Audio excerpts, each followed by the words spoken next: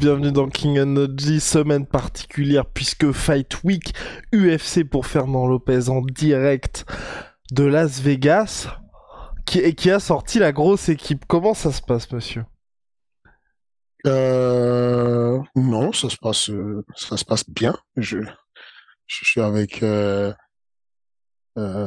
je suis avec William et, euh, et mon collègue est probablement le meilleur entraîneur au MMA Factory, Benjamin Sarfati.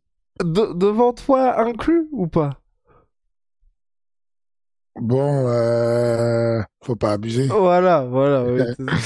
Non, je charrie, mais non, quand j'ai des grosses échéances et que c'est important et qu'il faut vraiment faire de la grosse concertation, euh, Benjamin est mon allié de toujours. D'ailleurs, quand je ne peux pas être là, euh, comme lors du combat de Dos Santos contre Cyril Gane, bah, c'est Benjamin qui gère.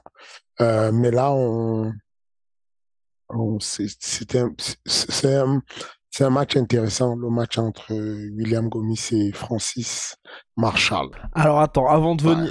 avant de revenir au combat en lui-même, là ce que j'avais dit, donc l'interview je crois elle sort mercredi de William Gomis, je lui ai dit, là Fernand il a quand même sorti la grosse équipe parce que Benjamin et Fernand tous les deux qui viennent pour une Fight Week UFC, c'est pas anodin. Et est-ce que justement vous avez... Enfin, il y a quelque chose là, il y a pas mal de gens qui disent le début d'année du MMA Factory à l'UFC, ok, c'est des très grosses échéances, mais malheureusement pour l'instant ça fait 0/2. Est-ce que là il y a cette Ouais. volonté aussi de dire à William, ok, peut-être que toi t'es pas main event, mais on te montre aussi que on investit sur toi, mais que c'est un gros combat pour nous aussi.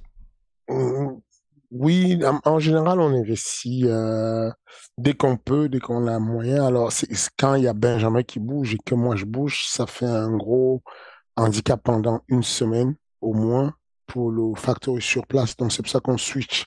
Quand c'est Benjamin qui va, moi je suis là et puis ainsi de suite pour chapeauter un peu ce qui se passe sur place. Et puis, de l'autre côté, on a quelqu'un qui est plutôt un senior dans le nombre de coaching et la manière de coacher qu'on a eu à l'UFC. Mais là, non, on a eu envie de donner les chances possibles et d'apporter tout ce qu'il faut pour qu'on puisse aller chercher cette victoire, de se dire que euh, il a un adversaire. Ok, tu m'as interdit de parler, de parler que de Non, la non, volonté non, du non, mais staff. là c'était plus. Euh, Et du coup, et, en quoi vous et, vous complétez tous les deux avec Benjamin quand c'est comme ça? Parce que là en aussi, quoi vous n'êtes que. Enfin, ce que William m'a dit, donc c'est qu'il y a que enfin, Benjamin Sarfati et toi qui l'accompagnez. Il n'y a pas de partenaire d'entraînement particulier. non, non, parce que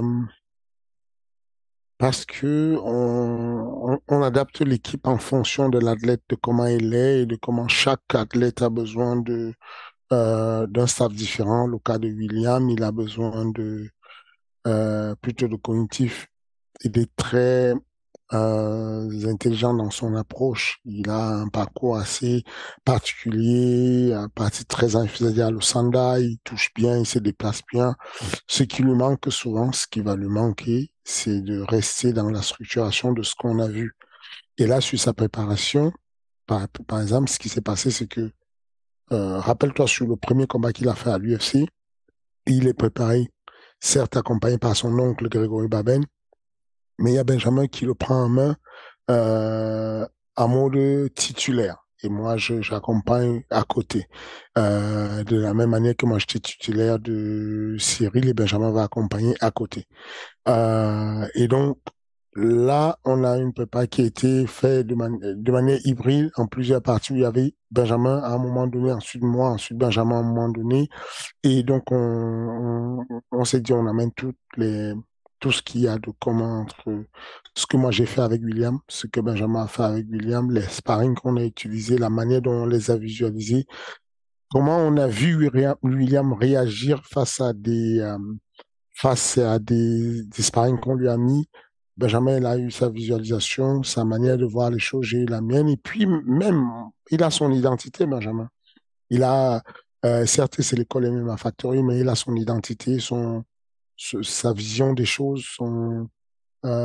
qui est souvent très pertinente, sur lesquelles on va échanger vraiment de manière plutôt collégial en mode bon, moi voilà ce que je visualise pour la stratégie du combat, voilà, et puis lui va apporter sa touche, et puis il va dire non, moi je vois plutôt ça. Au dernier entraînement, il y a eu ça, et à un moment donné, il a beaucoup mis les kicks, et il y a eu un kick qui a permis que il y ait ça, et donc on va éviter ça parce que tu vois.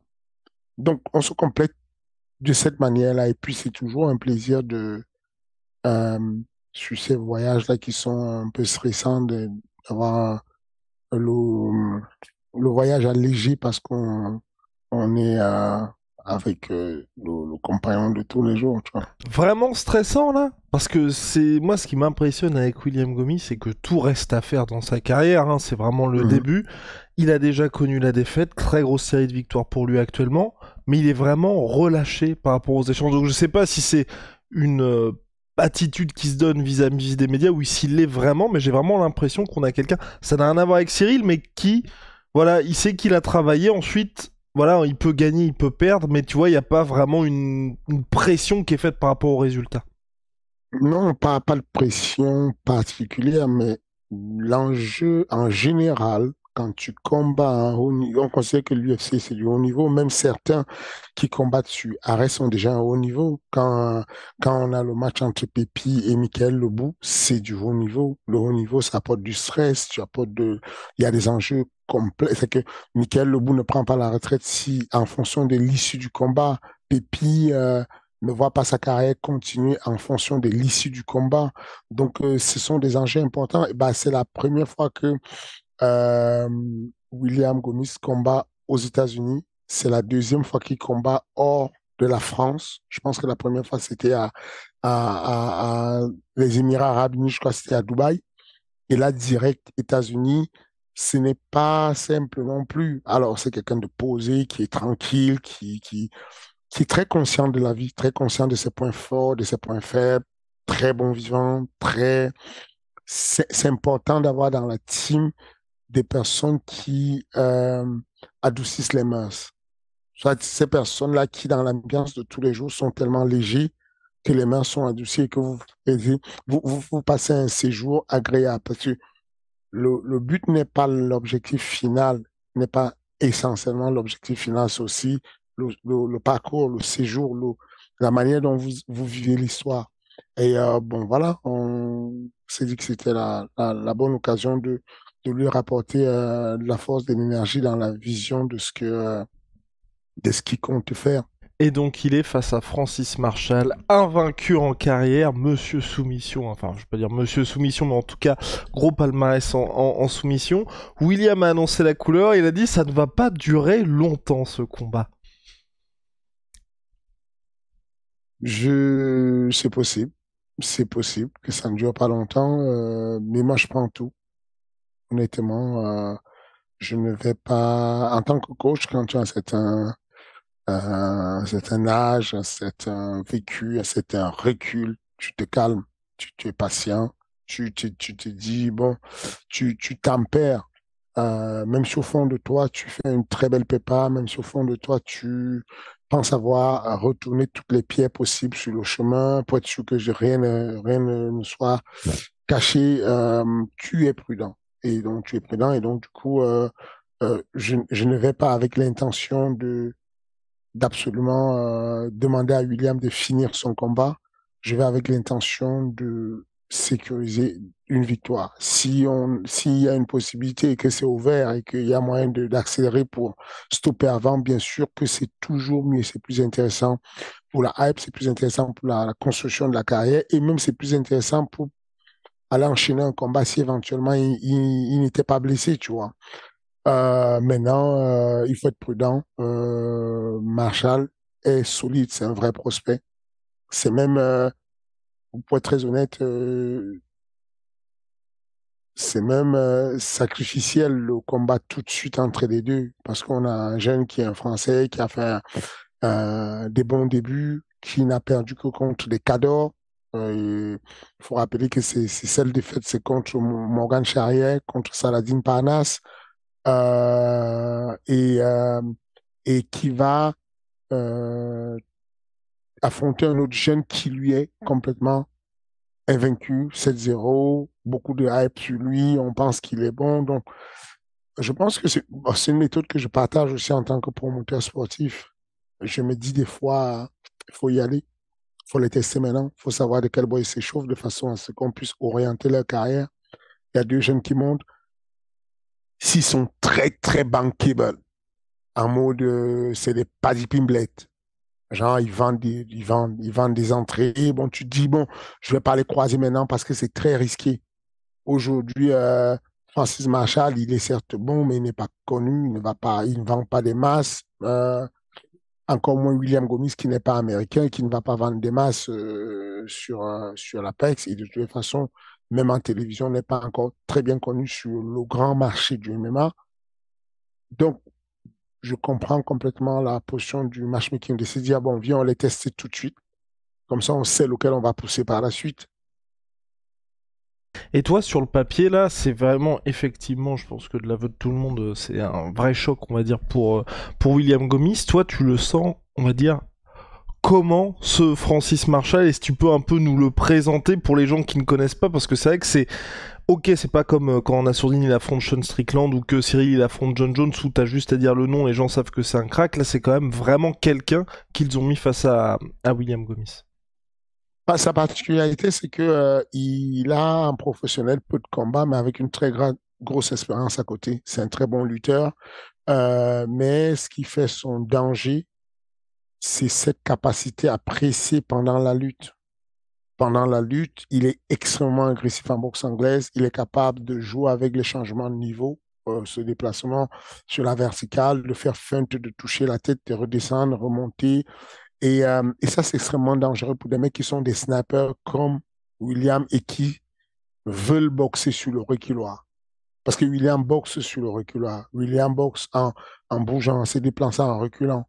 Mais quand tu recules, que tu es sur les talons et que tu as un pitbull qui est sur toi et qui avance vraiment en mode taureau, et qui n'a pas peur, qui ne réchigne pas à échanger avec toi en anglaise parce qu'il a une très bonne anglaise, il a un puissant bras air, euh, il a mis des KO, il est vraiment très solide du bras air, il a un bon crochet de gauche et derrière, il a une lutte qui assure. C'est un vrai problème. C'est un vrai problème à résoudre, c'est une vraie énigme à résoudre. Et donc, on a fait ce qu'il fallait. En tout cas, à la salle, on lui a mis des personnes avec des profils très typés lutte, de la très grosse lutte.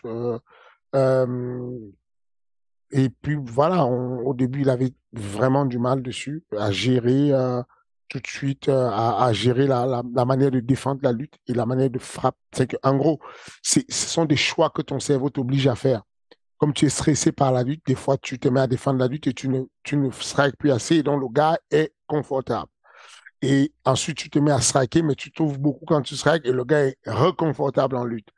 Et ensuite, on ajuste petit à petit en évolution des sparring pour arriver à quelque chose où tu es capable de te déplacer, de défendre la lutte, mais de frapper à chaque fois qu'il y a une opportunité qui se positionne.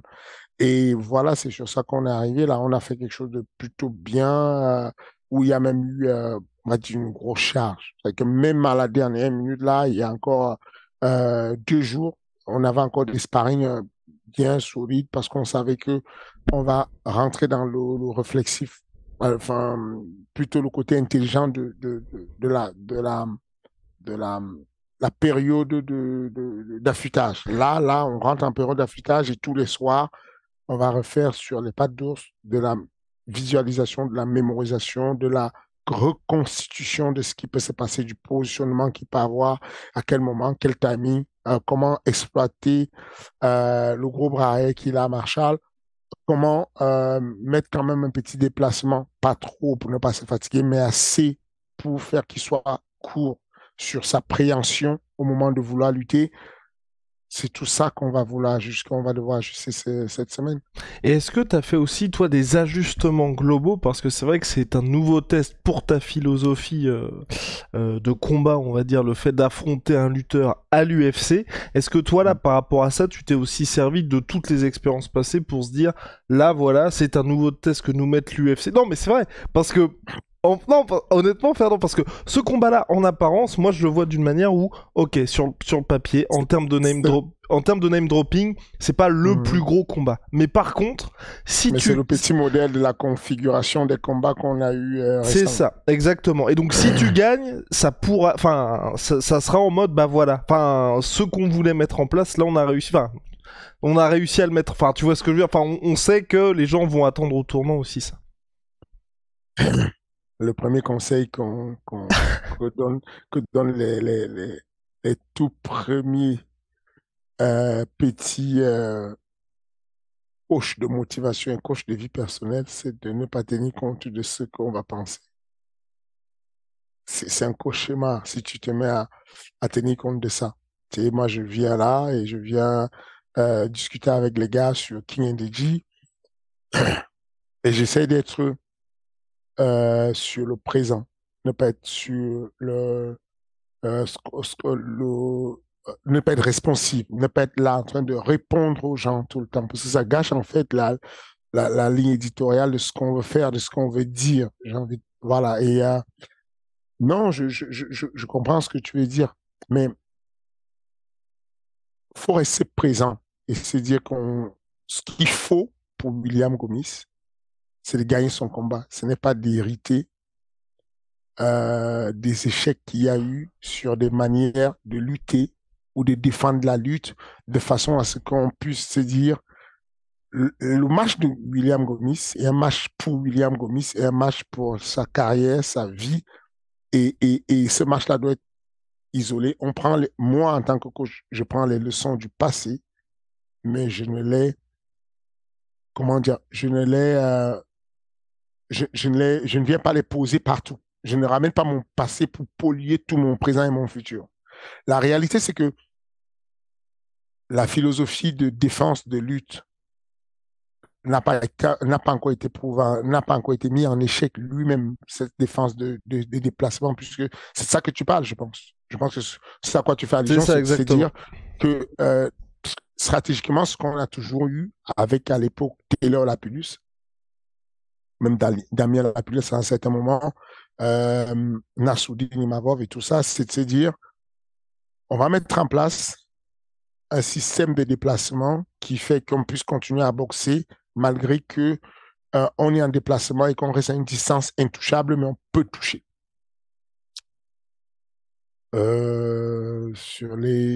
Sans vouloir revenir sur les derniers combats spécifiquement, ce n'est pas ce qui s'est passé, ce n'est pas ce qu'on a eu comme problème. On n'a pas eu un échec de déplacement. On n'a pas eu cette configuration-là. On a même, enfin, si on parle spécifiquement de Cyril, comme il vous l'a dit, on n'a pas eu de combat du tout. On n'a pas eu, on peut pas tout remettre en question à chaque Oui, fois bien sûr, mais c'est dans qu'il le y sens a, voilà. le dénominateur commun. Par exemple, quand c'était pas du tout les mêmes enjeux ni la même organisation, mais je sais que t'avais été satisfait. Je crois que c'était le deuxième ou le premier combat d'Ibrahim Mané à Arès, où justement, ce que toi t'as envie de mettre en place comme système de défense de lutte, il l'avait parfaitement mis en place. Et toi, et c'est pour ça que je te dis ça, et dans le sens où t'es en mode, bah voilà, ce qu'on essaye de mettre en place, on l'a vu là. C'était Arès, c'était pas l'UFC, c'est pour ça que je dis ça. Voilà. OK, on est sur la même longueur d'onde.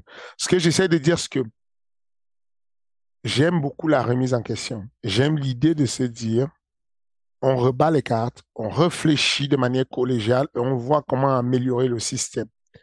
Mais ce à quoi ce qui me fait le plus peur et que ne peut vivre que ceux qui sont dans l'action et qui sont coachs actuellement, concrètement sur du haut niveau. Si tu ne l'es pas, tu ne peux pas le vivre. C'est quand tu bascules de l'autre côté. Tu vois, on va parler plus tard, peut-être si tu veux, on va parler de Curtis Blade. Curtis Blade, c'est un excellent lutteur. Au bout d'un moment, on lui dit, bon, tu peux pas continuer à lutter sans savoir boxer un peu. Vas-y, apprends à boxer. Bon, il se met à boxer, il arrive même à mettre des KO. Et qu'est-ce qu'il fait? Il s'enflamme. Il s'enflamme et il devient le gars qui a envie de boxer longtemps. Et donc, il met plus d'énergie à boxer que de lutter. Il se mange des KO encore et il se remet en question encore. Faut pas tomber dans quelque chose qui ne tient pas la route. Je suis persuadé qu'à quelques nuances près, la philosophie qu'on a, qui est celle de toucher, ne pas être touché, est super efficace. À ça, il faut rajouter la capacité à l'athlète à qui tu es en train de coacher, la capacité à pouvoir mettre le plan B en place, qui est de dire, OK, si je me rends compte que je ne peux pas fuir parce qu'il y a trop de pression et que je ne peux plus, bon, il va falloir que je mette quelque chose en place qui va faire peur à l'adversaire. C'est le plan B de dire, je vais tenter de soumission. Et en général, c'est ce qu'on a tenté souvent. Tu te rappelles le combat de Nassoudine Imavov contre Shabazian, Mhm.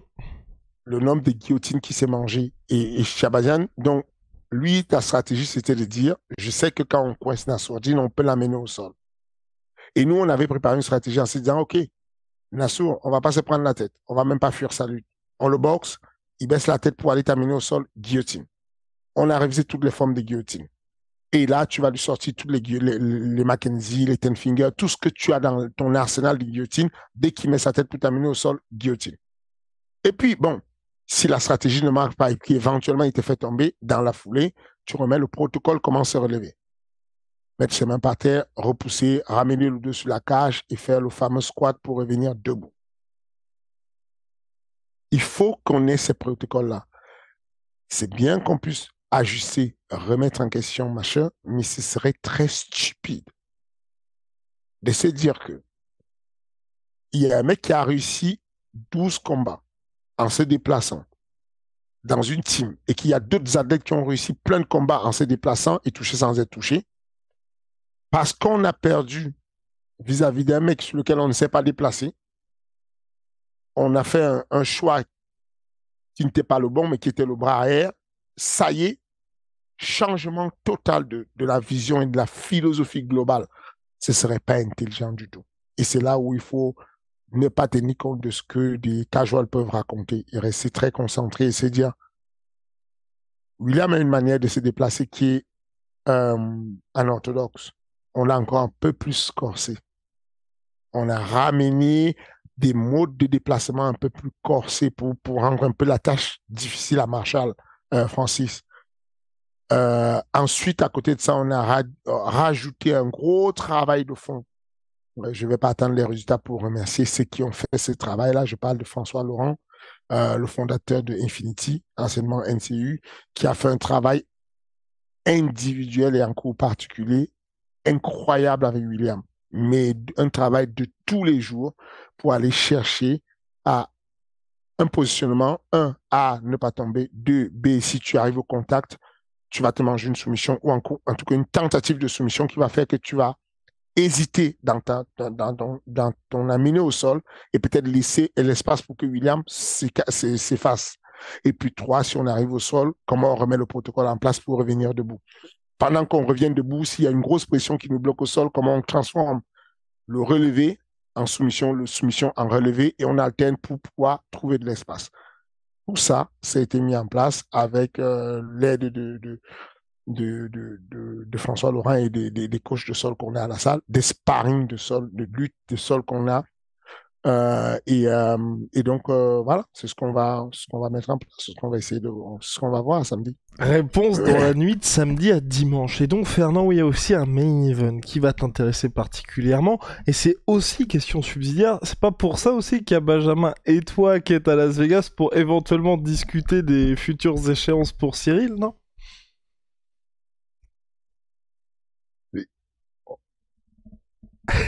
Ce n'est ce n'est pas la raison principale. Ce n'est pas comment dire, ce n'est pas l'essentiel. Mais quand tu es sur place, c'est le quartier général de l'UFC, tu optimises sur ce qu'il y a. Que je veuille ou pas, on va m'inviter à discuter. Parce qu'à partir du moment où tu es là, dès qu'on annonce le combat de William, le matchmaking de l'UFC me dit, bon, est-ce qu'on peut se caler un meeting euh, au quartier général entre deux. Et donc, du coup, on a le planning de William. On sait que William, sa journée du jeudi va être légère. Bon, on dit, bon, jeudi, on a un rendez-vous. On va parler de ça. On va parler de tous les matchmaking possibles, de tout le roster. Et voilà. Donc, oui, c'est pas faux. Ça peut aider. Et ce main event est ultra intéressant parce Mhm. on passera forcément par les deux à un moment donné. Alright. Et comment est-ce que tu vois ça se disputer personnellement? Et ça, c'est ce que je regrette un petit peu dans cette catégorie, c'est que malheureusement, notre cher Pavlovich, aussi effrayant soit-il, depuis Il n'y a Alistair pas de hype. alors si, moi je trouve qu'il est là, mais c'est juste que depuis Alistair Overeem, soit son premier combat à l'UFC, il n'a pas affronté de gars qui pouvaient enclencher la lutte, et j'ai un petit peu peur que ce soit... que c'est aujourd'hui qu'on découvre l'étendue de ses programmes, et ça fait un petit peu léger de se tester en conditions réelles, je trouve. Je n'ai pas de problème avec ça, hein. Mhm. Je pense que les gars qui font de l'OMMA sont assez complets et assez bons quand on arrive à ce niveau. Et sincèrement, même si les mecs comme Alistair Overeem ne sont pas des lutteurs nés, Alistair est relou. Est-ce que tu te rappelles que Alistair a gagné des compétitions de grappling ADCC à Abu Dhabi il y a de cela 15 ans déjà? Alistair gagnait, il gagnait une série de tournois de sélection d'Abu Dhabi où il mettait genre six guillotines dans la compétition. Alistair s'est amené au sol. C'est pas le plus grand lutteur. Ce que je veux dire par là, c'est que quand tu croises des mecs à l'UFC et qui reconnaissent tout de suite que tu es un mec qui a le knockout power, on est d'accord qu'il y a des gens qui s'entraînent pour te faire tomber quand même. Ce ne sont pas les meilleurs lutteurs au monde, mais ils savent faire tomber. Bon, moi je pense que on sous-estime ce qu'il a eu comme adversaire et que il a quand même appris. Et puis, ils ont une espèce de team. Les Russes ont une espèce de team qui s'entendent bien en ce moment. Euh, Sergei Spivak, Sergei Pavlovich, euh, comment il s'appelle, Yon Kutelaba. Il y a quelque chose qui se fait hors Caucase. Les Russes du type Volkov et tout, s'entraînent pas mal ensemble. Et dans la team, à la TT, où il y a Sergei, il y a quand même de la bonne lutte. Certes, il n'a pas combattu contre des gros lutteurs, mais aux entraînements, il a affronté déjà des gros lutteurs.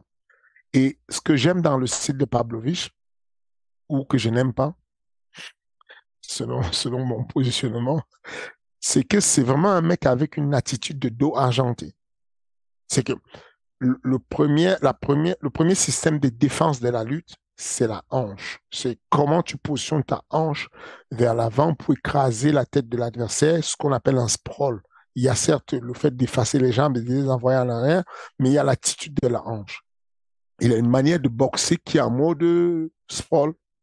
C'est que la manière dont il boxe, ses hanches sont reculées par rapport aux mains de l'adversaire. C'est très compliqué de changer de niveau et de lui mettre un gros timing dans la manière dont il boxe.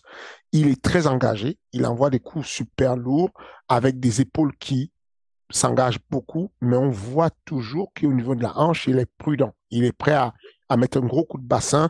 Et comme il est lourd et qu'il est vraiment un poids lourd plein, il peut poser de sérieux problèmes, même physiquement. Je ne parle pas de techniquement, je dis physiquement, sur des lutteurs frêles. Alors, ce n'est pas le cas de Curtis, mais je pense que Sergei Pavlovich contre Stipe, par exemple, il pourrait le brutaliser. Alors que contre un jeune frais comme Curtis, il y aura moyen qu'il ait de la vraie réponse physiquement parlant. Donc, Et donc, et de l'autre côté, il y a Curtis Blades et, quand même. et de l'autre côté, il y a Curtis Blade qui, malheureusement, a ce côté de non-constance qui Tu... me fait peur. Ah, tu trouves pas qu'il a effacé les problèmes qu'il pouvait avoir face aux gros strikers? Parce que moi, il m'a beaucoup rassuré face à Jairzinho Rozenstruik, tu vois. Il ne faut pas qu'il s'amuse à faire même un peu de striking cette fois-ci.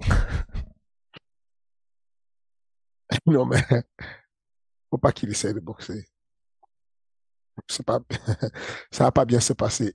Il frappe très fort.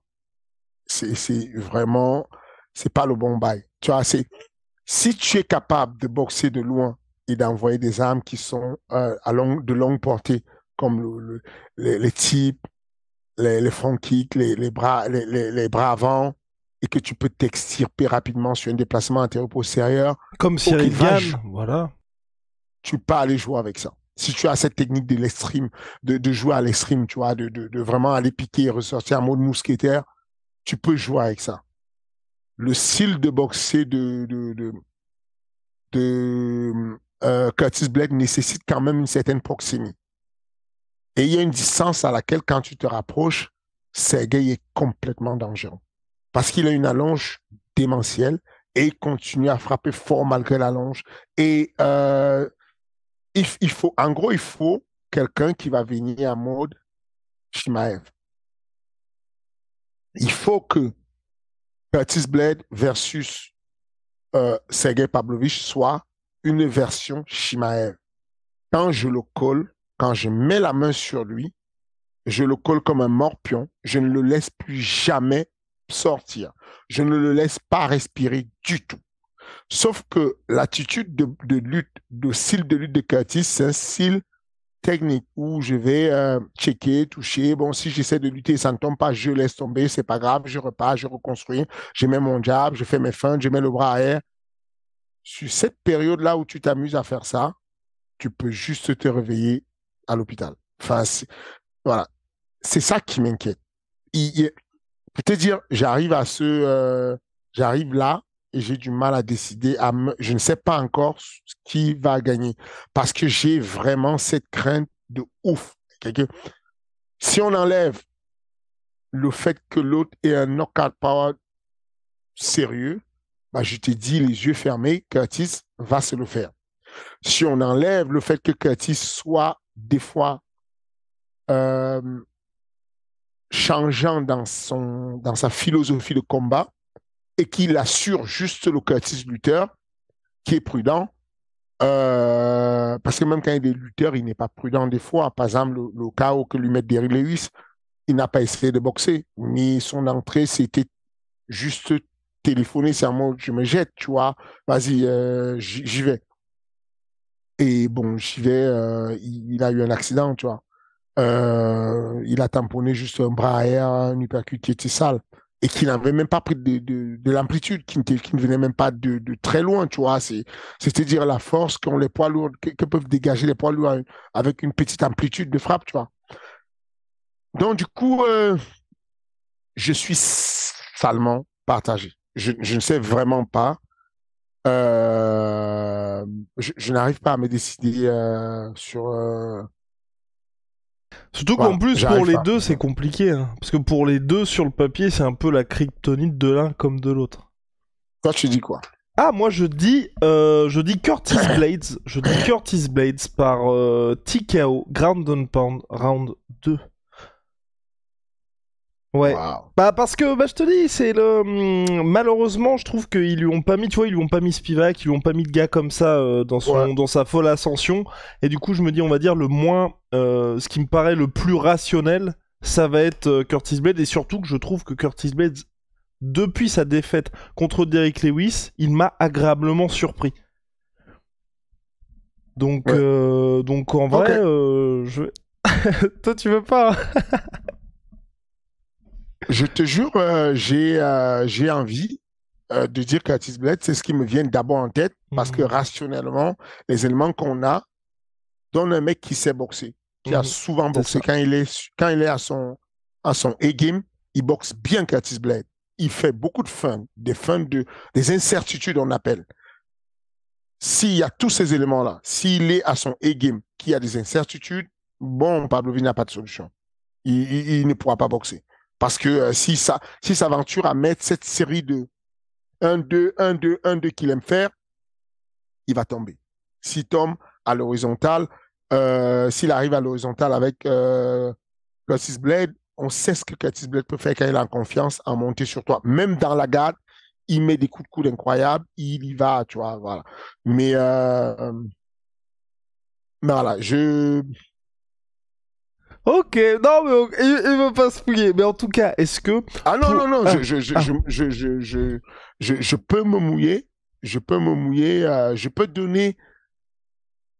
donner 60 à, je peux donner 60, 65 à Curtis et ok. 40 à, et puis, voilà, 40, 45 à, je sais pas, voilà, 40, 35 à monsieur, À monsieur. Pavlovich. Ok. Et Mais, sur, vas-y. Et sur le vas-y, vas-y. papier, donc toi, t'as déjà affronté par le biais de Francis deux fois que. Oui, donc, J'aimerais bien, je me serais fait envoyer dans l'espace. t'as déjà affronté deux fois Curtis Blades. Pavlovich, pour l'instant, c'était prévu une fois avorté pour cause d'opération de la part de Pavlovich avec Cyril Gann. Lequel tu préférais affronter, même si tu sais que à un moment donné, selon toute vraisemblance, Cyril va devoir affronter les deux.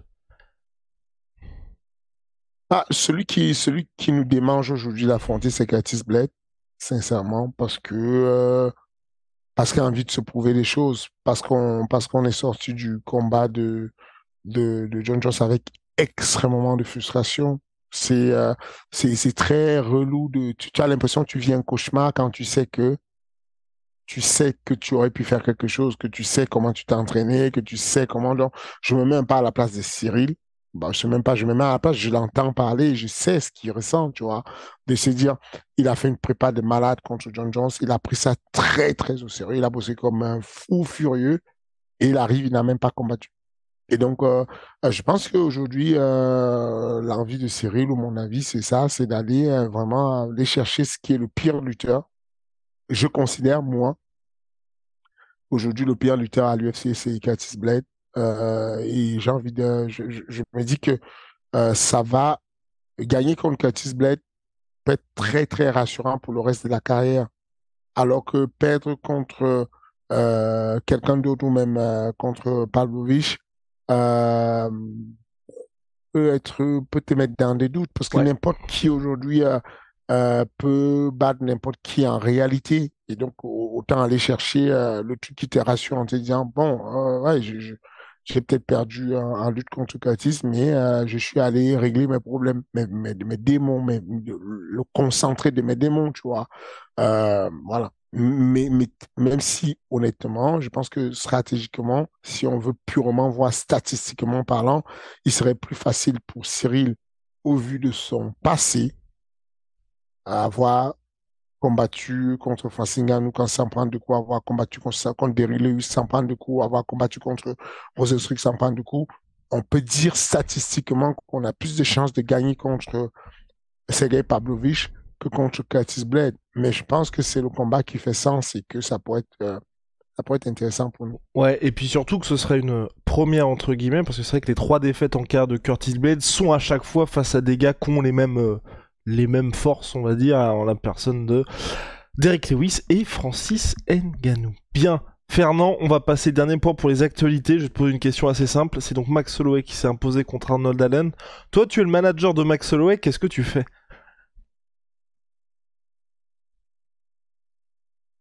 Moi, je suis fatigué des trilogies, quadrilogies. Enfin, moi, c'est bon. Non, mais je sais pas, effectivement. Non, bah là, ça sert. Il a euh, déjà perdu donc trois fois contre Volkanovski et la dernière fois, ouais, c'était le plus brutal. oui.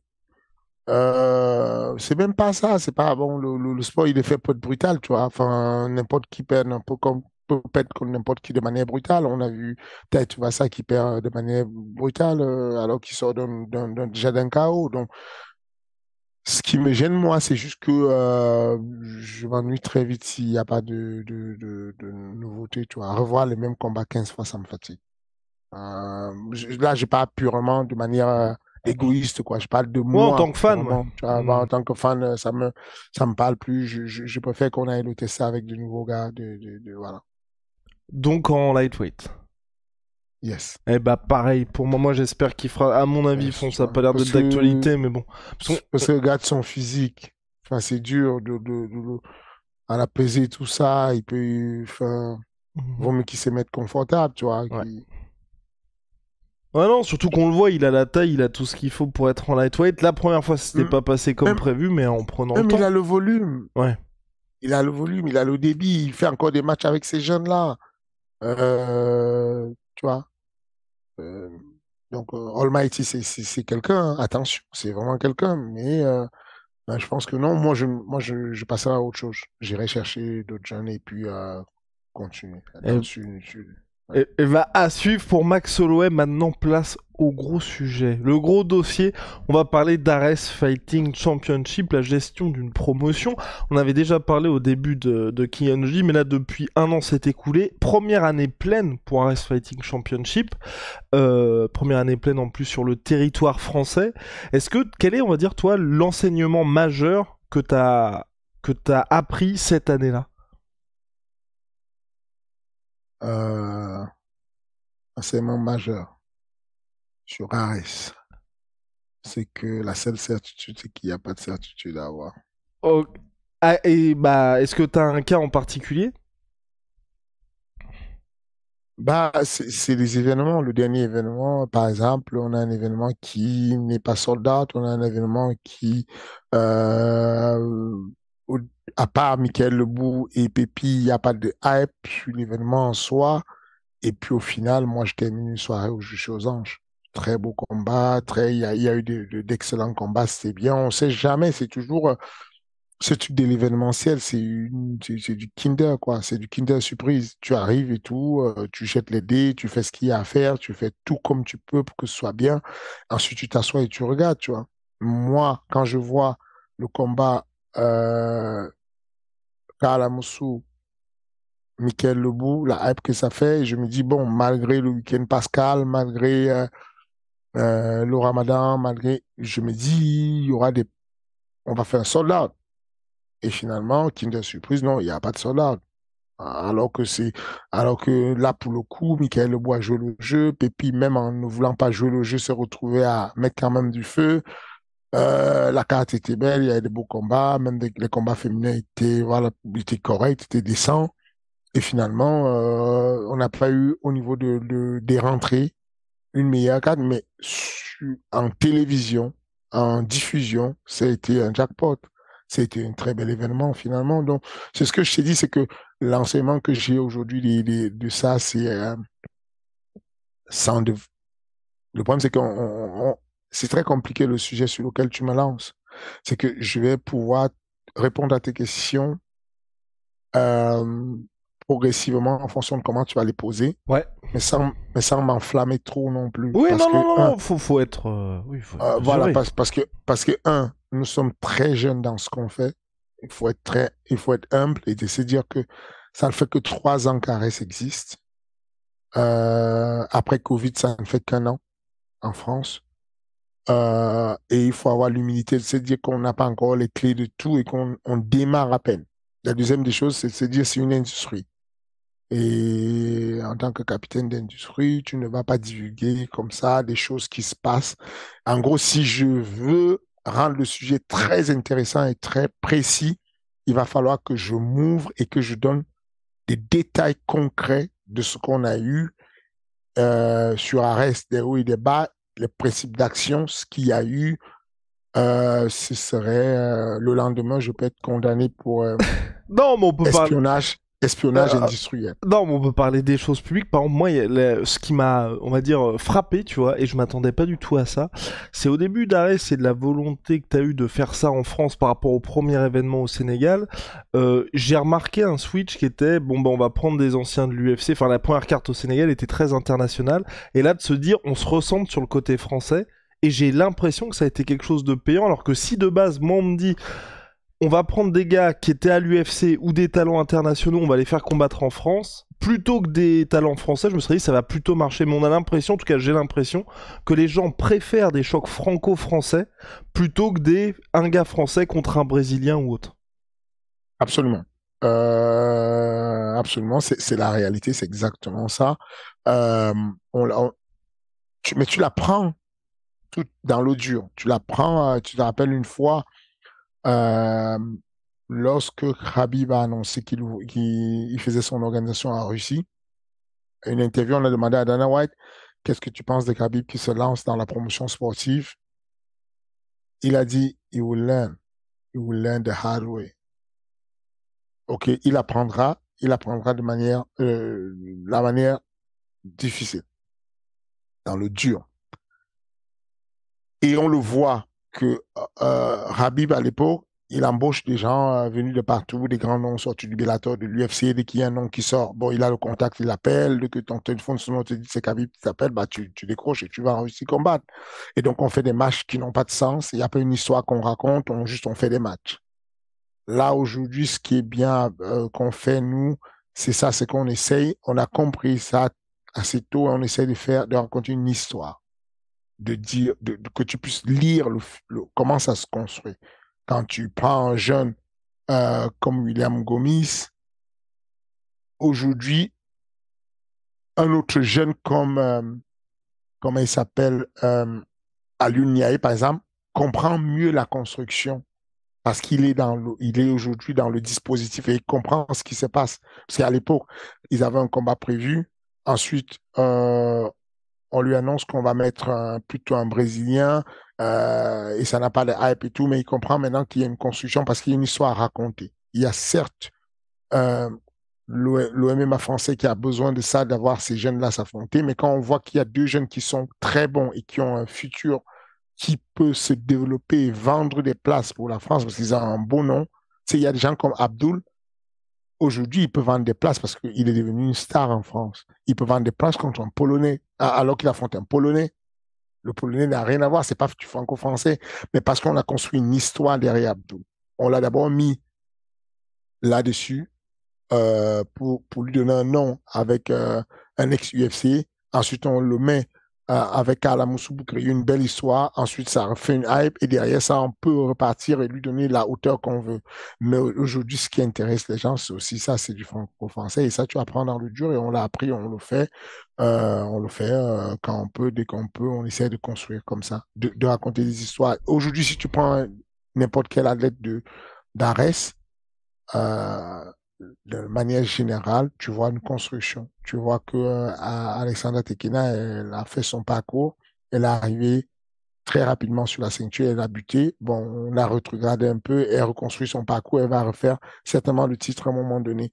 On voit que, euh, je peux dire quoi, n'importe qui, Youssouf Binaté, bon, il y a une certaine progression. On voit que euh, des jeunes consignes. Là, on vient de trouver un accord avec Axel Sola, Aldri Cassata, Axel Sola qui va rentrer sur Ares. Bon, on va construire une histoire, on va raconter une histoire pour Et, que très rapidement ils deviennent, au lieu d'aller chercher les stars, on veut fabriquer nos stars.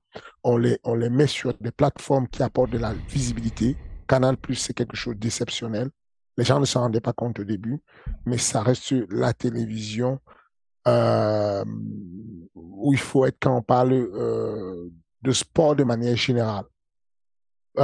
Aujourd'hui, RMC assure sur le sport de combat en ayant un maximum de personnes qui regardent du sport de combat. Mais ce qui est bien avec Canal+, c'est qu'il y a 9 millions de personnes abonnées qui suivaient déjà le foot, qui suivaient pas mal de sport et qui sont en train d'être convertis nouvellement dans cette discipline.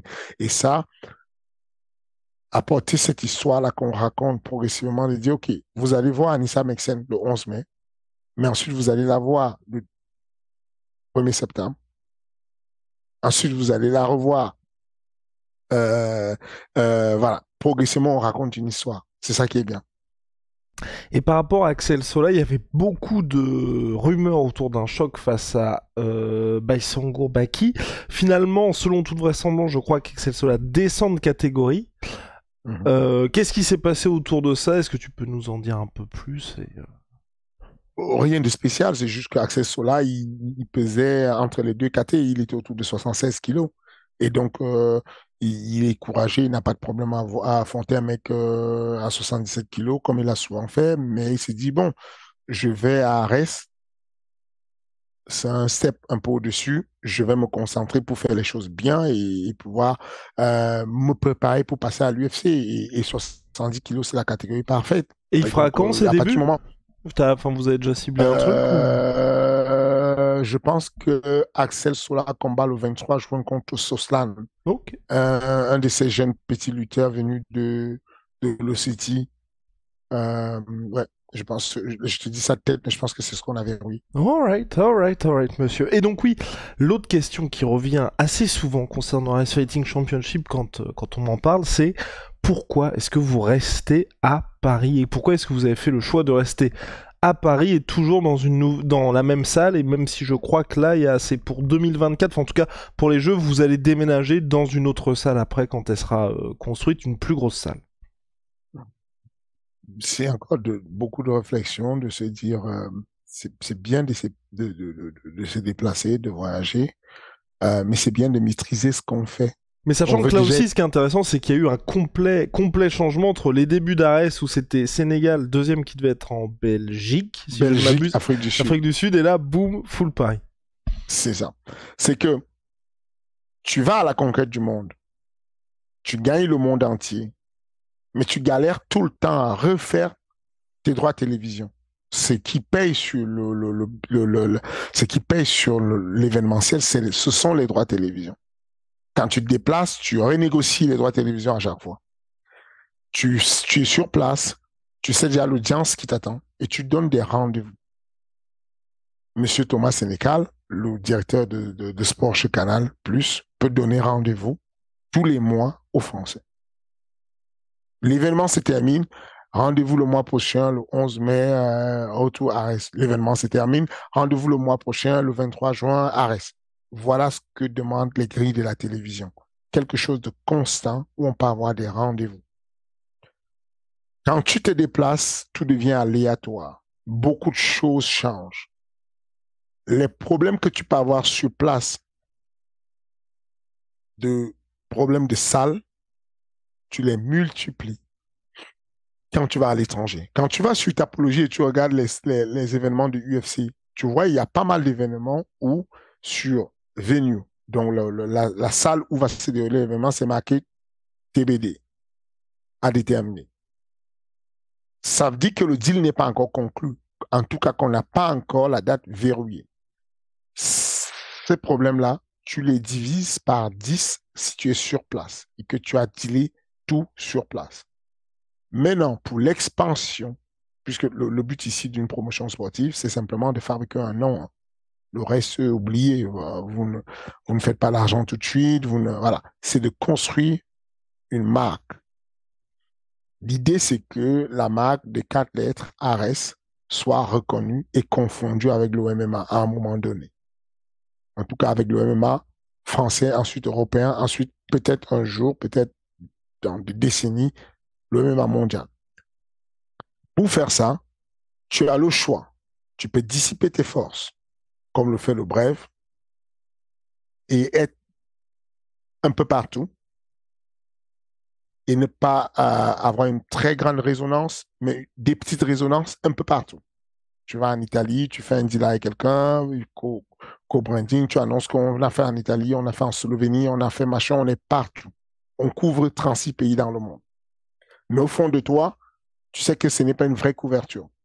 Parce que chaque fois, les deals que tu as au Moyen-Orient pour le Bref ne peuvent pas te suivre en Italie parce que c'est pas leur marché. C'est pas la FATCA, tu as besoin de remplir les gens dans la salle et donc tu ramènes les gens qui sont natifs de l'endroit où tu vas et tu as besoin de satisfaire ton broadcaster qui lui est de l'autre côté ou alors tu viens faire un nouveau deal qui est nouveau et quand c'est nouveau, tu es mal payé parce qu'on ne te connaît pas encore. C'est très compliqué finalement. Donc, nous, on a choisi la stratégie de se dire, on va plein pot sur place. On assure un broadcasting sur place constant. On assure les entrées sur place constant. On donne des rendez-vous à notre broadcaster constamment, sur place, pendant un certain temps. Quand on s'est posé, quand c'est sûr, on se met à se déplacer, mais déplacement méthodique. On a deux villes, par exemple, en France. On y va régulièrement dans les deux villes. Du coup, on fait nos habitudes, encore une fois. Dès que tu as des habitudes qui sont faites, tu réduis sacrément les coûts. Si tu n'es pas habitué, tes coûts se multiplient parce que même les faux frais arrivent parce que tu n'avais pas prévu. Quand tu es sur place, tu prévois quasiment tout parce que tu le fais tous les samedis de chaque mois ou tous les vendredis de chaque mois. Du coup, ça devient une récurrence et tu as des deals plus juteux. Parce que tu es capable de dire à l'hôtel du coin, moi, je te garantis, je suis là toute l'année. Donc, comme je suis là toute l'année, ne me fais pas la chambre à 50 euros, fais-la moi à 10 euros. C'est ça qu'on va chercher. Quand tu as établi ta base sur la France, tu vas repartir à l'extérieur en se disant, OK, selon les committee managers, on est très suivi, ouf, oh, on est très suivi en Russie, oh, on est très suivi en Belgique. Bon, on va y aller. On va s'installer parce qu'on a de l'audience là-bas. Ensuite, on va, une, une fois de plus, se rassurer de créer de la récurrence. Même si on n'y va que 3 ans, 3 fois par an, mais on n'y va que là d'abord. Ce truc de faire une tournée complète, de se dire Belgique, non, Sénégal, Belgique, ce qui était prévu, c'était Sénégal, Belgique, Afrique du Sud, Brésil. C'est extrêmement coûteux. Les frais sont désastreux parce qu'on ne contrôle pas les coûts. Et donc voilà, c'est ça la différence. Mais après, les moyens ne sont pas les mêmes.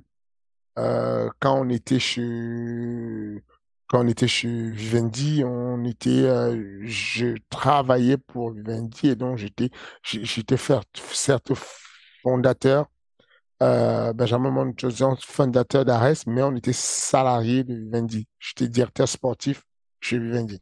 Et tu peux nous dire Euh, combien, je sais pas si tu as le droit de le dire ou pas, en termes de budget par événement, la différence entre l'époque Vivendi et l'époque actuelle? C'était 2 à 3 fois.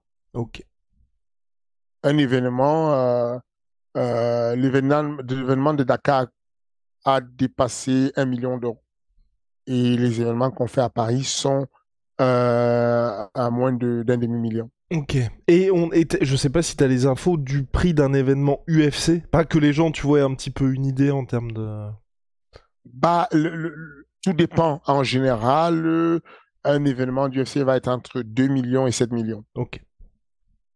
En fonction de Alors, la salle ensuite et ouais. en fonction de ça, en fonction de tout le reste, mais voilà, ils couvrent les frais avec le gating parce que c'est souvent autour de 2 millions, 3 millions d'investir, ensuite 2 millions, 3 millions de récupérer, et ensuite la télévision fait le reste. Et dans la plupart des pays où ils vont à l'extérieur, c'est juste pour établir l'expansion, de dire qu'on est présent, on a un drapeau, mais ça ne gagne pas tant que ça. Maintenant, avec les pay-per-view en Angleterre, ça commence à gagner. Donc, ça veut dire que même quand on est en Angleterre, on peut faire des pay-per-view. Mais quand il n'y avait pas de pay-per-view, on se contente du salaire que nous donne ESPN, le broadcaster majeur qui est ESPN. Il y a des petits broadcasters satellites, c'est que RMC est broadcaster de l'UFC en France, Canal Plus est broadcaster de l'UFC en Afrique, ainsi de suite. En fonction des pays, ils ont plein de broadcasters, mais le principal étant ESPN. Et donc, ESPN va donner un certain montant, ils se contentent de ce salaire-là et vont dans ces pays pour se poser et construire d'abord. C'est ce qu'ils ont fait en Angleterre, c'est ce qu'ils ont fait en France.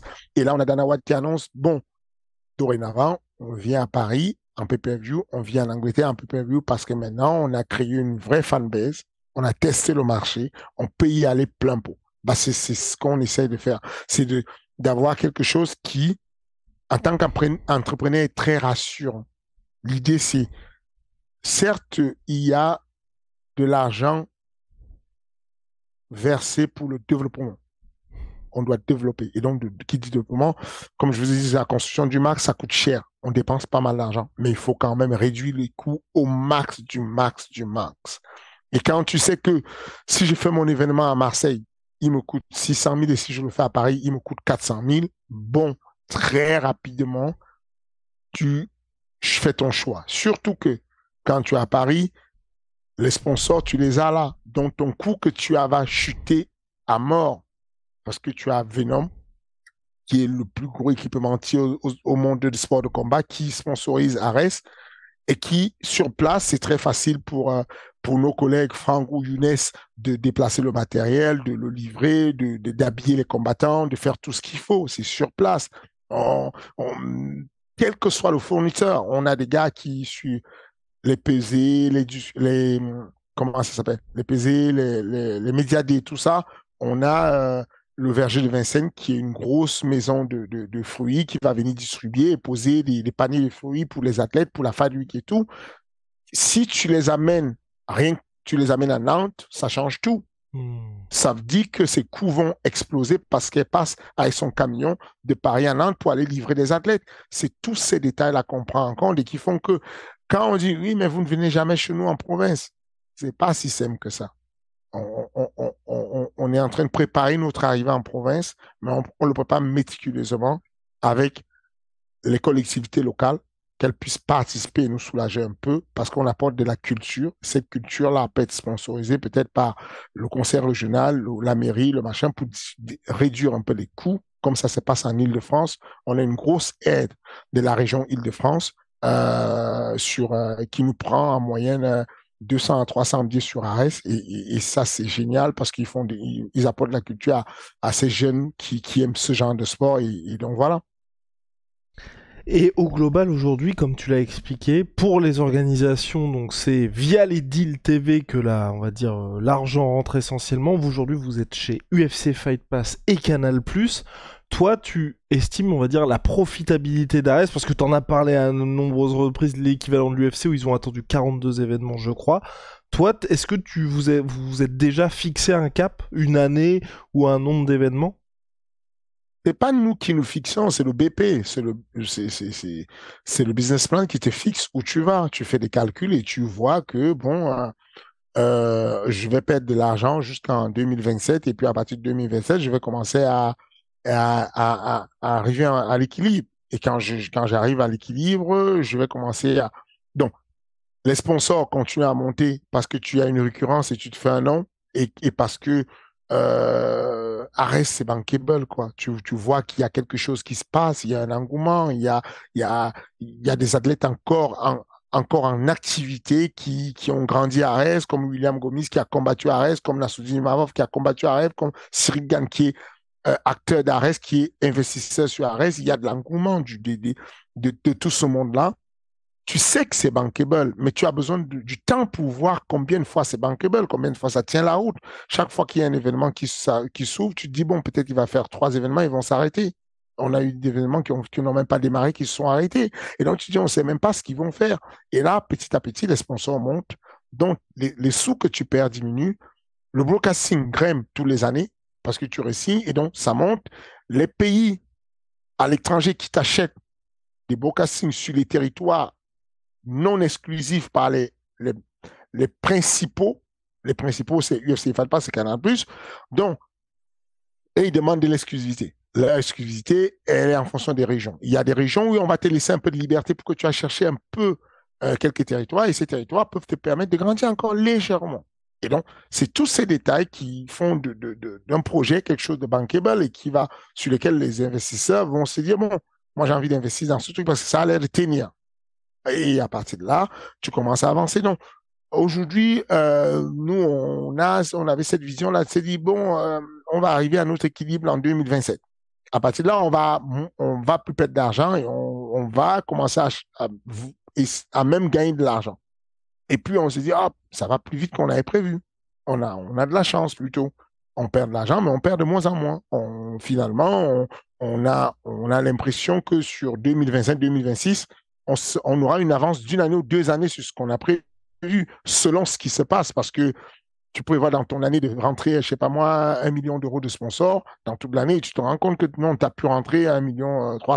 Tu te dis, ah, ça va plus vite que j'avais prévu.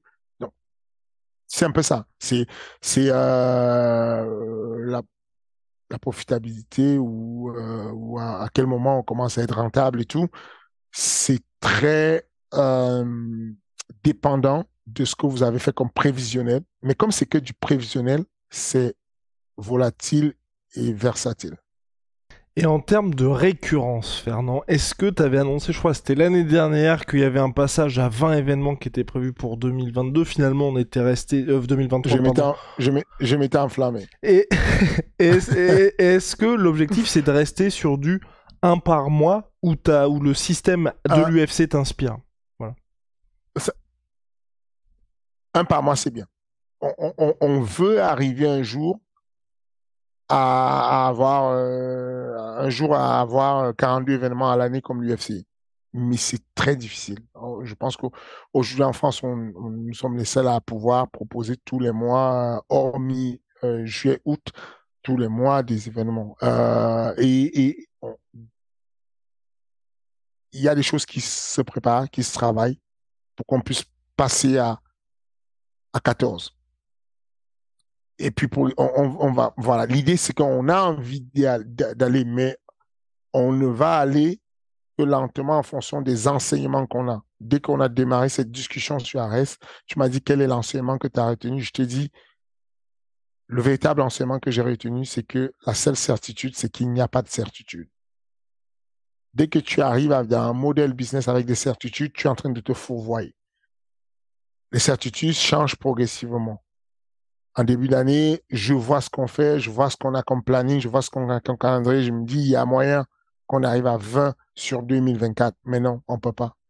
Aujourd'hui, là, à date, on ne peut pas. Après, je dis ça, peut avoir une magie qui se passe et puis on a un deal de fou furieux qui arrive sur la télé ou n'importe quoi. Et donc, du coup, il y a assez d'argent pour se dire, on va en récurrence. Mais en tout cas, pour la télévision, la récurrence, c'est le diamant. C'est du diamant. À partir du moment où tu es capable de dire, moi, je vous donne rendez-vous tous les mois, ou je vous donne rendez-vous toutes les 2 semaines, je vous donne rendez-vous toutes les semaines, plus tu avances et plus tu construis un nom et tu construis une marque et la marque, elle ne bouge plus. Enfin, tu le sais, quoi, toi. Oui, ah bah évidemment, évidemment, je sais bien. Tu étais à une émission par semaine. Aujourd'hui, tu n'en peux plus. Tu es débordé, quoi. Enfin, là, vous pondez des émissions 8 par jour, je sais pas combien. Enfin, tu as compris que la récurrence, ça te fait te C'est gaver. exact, c'est important, c'est important. Juste toute dernière question pour moi, c'est justement ce déménagement qui est prévu pour les JO avec la nouvelle salle, une salle Mhm. qui sera considérablement plus grande. T'expliquais justement là que pour le dernier événement, Michael Lebou, vous n'avez pas fait ça le con, mais t'avais été très satisfait. Est-ce que je crois que c'est 8000 places la capacité de la nouvelle, donc 2 fois C'est plus ça. environ par rapport au Dôme de Paris. Est-ce que tu te dis là, enfin, je veux dire, c'est demain, on va réussir à remplir une salle comme ça tous les mois, ou c'est quelque chose de différent? L'ambition de changer de salle aussi. C'est quelque chose de différent. C'est aussi juste d'apporter du confort à ce qu'on fait. On a toujours fait, on a commencé à faire des choses avec du standing. On a trouvé un deal correct avec cette salle-là. L'idée aujourd'hui, c'est d'avoir du standing et de se dire que c'est quand l'UFC a la capacité totale de Bercy, elle est d'environ un peu moins de 20 000 places. On est d'accord. Mais quand l'UFC est arrivé, ils ont pris 15 000 places. C'est un choix, alors que sur la liste d'attente, il y avait 250 000 places. C'est un choix de se dire, bon, on va prendre ça, on va pas s'enflammer. On va être sûr que, voilà. Aujourd'hui, nous, on se dit, on a une salle qui va être nouvelle, elle va être toute neuve. On va être les premiers à faire du MMA dans cette salle-là. C'est une arena, pour le coup. Ça veut dire que les spectateurs sont autour de l'octogone en 360 degrés. Ça nous rapproche du projet global, le projet final d'une très grosse organisation dans un stade un jour. On devient bien dans cette configuration. Les vestiaires sont tout neufs, l'environnement bien, les options, le son, l'image peut être transmise différemment, la grue peut être posée différemment. C'est tous ces éléments-là nouveaux qui vont améliorer notre production, qui vont améliorer le son, qui vont améliorer la qualité de vie des athlètes, la qualité d'échauffement des athlètes, la qualité de réception, les salles de réception pour nos VIP vont, vont upgrader avec quelque chose de mieux, avec les nouvelles normes de construction actuelles, clim, chauffage et tout ce qui va avec. Ça change tout déjà. Ensuite, effectivement, on a des configurations demi où on a une salle qui fait 8000 places, mais si on se retrouve avec 4000 places, bah tant pis, on fait comme tout le monde le sait, on met des rideaux tout autour, on met des belles lumières et tout, et puis on a des personnes qui sont avancées où on aura 4000 personnes bien. Et comme ça, le jour où on a... Aujourd'hui, on commence à avoir des noms qui sont très vendeur. On a des gars comme Ragnar, le Breton, qui vend beaucoup et qui a encore son projet de combattre. Si ce combat se fait, si tu le combines avec des noms comme Anissa Meksen sur la même carte, des noms comme Baïsanko sur la même carte, des noms comme Axel Sola, tous ces jeunes-là qui sont un peu le futur, les frères Younoussov, tu pourrais arriver à faire le plein d'une salle comme ça. Tu vois ce que je veux dire? Tu pourrais arriver aujourd'hui, on a vu la, la, la, la duologie entre Amin Ayoub et Damien Lapillus. On sait que ces mecs sont bankable. Aujourd'hui, tu les mets dans une salle, tu vas vendre. Donc, si on combine, il y aura des moments où on va se rapprocher de la capacité maximale de cette nouvelle salle, mais il y aura des moments où on sera avec une capacité minimale, peut-être même moins de 3000 places, mais on fera avec, et c'est comme ça, c'est pas un problème. Eh bah parfait, monsieur. Je pense qu'on a fait le tour sur Arèche. Je pense que, moi j'ai trouvé ça très intéressant. Je pense que les gens aussi ont trouvé ça intéressant. On est revenu aux bases du King and the G, vous le voyez, de l'actu, mais aussi des sujets un petit peu plus froids. On pourra refaire le point d'ici. Allez, encore un an pour voir un petit peu tout ce qui s'est passé sur l'année 2023 Ares Fighting Championship. Fernand, merci beaucoup, bon courage pour cette Fight Week, la 3e de l'année à l'UFC. Et puis merci pour la disponibilité parce qu'il est très très tôt à Las Vegas. Yes, tu me maltraites. 4 heures du matin, c'est tôt. En tout cas, merci à toi, Guillaume. C'est toujours un plaisir. Merci à cette majorité silencieuse. Posez vos questions, likez, commentez, puis let's go. Et à la semaine prochaine.